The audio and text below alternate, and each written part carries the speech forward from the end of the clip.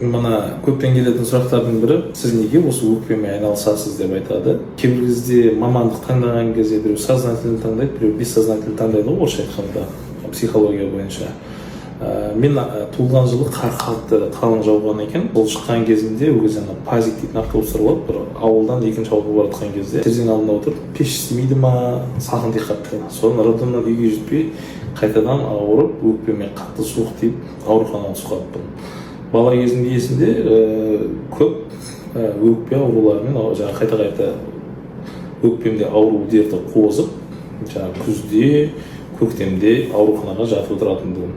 Мүмкін сол да өзінің бір себептерін білдірген шығар. Екіншіден, мына хирургияда жүрген кезде хирургияның жаңағы айтатындығым, бұнда үлкен ағаларымыз элита, там торакальная хирургия, кардиохирургия, нейрохирургия. Былай қарасаңыз хирургияның барлығы элита ғой. Соның ішінде осы өкпе маған қызық болып көреді. Қан тамыры көп, жүрекпен бірге жатқан дегендей. Сөйтіп бір таңдау болды. Егер де медицина саласына түсем деген абитуриенттер болатын болса, медицина қорықпаңыздар, таңдаңыздар. Қиыншылығы өте көп, бірақ қиыншылықтан өтіп шықсаңыз, өз-өзіңізге дәлелдей алсаңыз, сізді бәрі де сыйлай біледі. Сол себептен абитуриенттер алға.